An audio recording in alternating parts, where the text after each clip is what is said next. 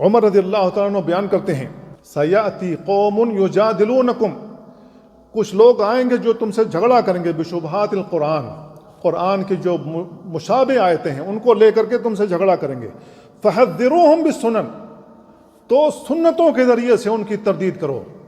سنتوں کے ذریعے سے ان کا رد کرو، فإن اہل السنت اعلم بکتاب اللہ عز وجل، اس لیے کہ اہل سنت جو سنت والے ہیں، جو سنت کے پیروکار ہیں، وہ اللہ کی کتاب کو زیادہ جانتے ہیں۔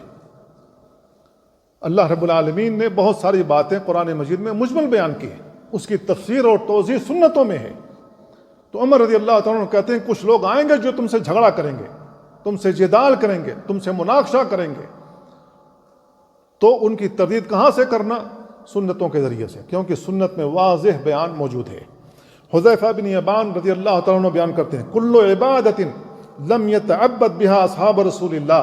فلا تتعبد بها، ہر عبادت جس کے مطابق رسول اللہ صلی اللہ علیہ وسلم کے صحابہ نے عبادت نہ کی ہو وہ عبادت نہ کرو، فإن الأول لم يدع للآخر مقالا، اس لیے کہ ان لوگوں نے بعد والوں کے لیے کوئی چیز نہیں چھوڑی ہے۔ فاتقوا اللہ یا معاشر القراء، تو اے قاریوں کی جماعت، اے قرآن والو، اللہ سے ڈرتے رہو۔ خذوا طریق من کان قبلکم، جو تم سے پہلے لوگ تھے صحابہ اور تابعین، ان کے راستوں کی اتباع کرتے رہو، ان کے راستوں پر چلتے رہو۔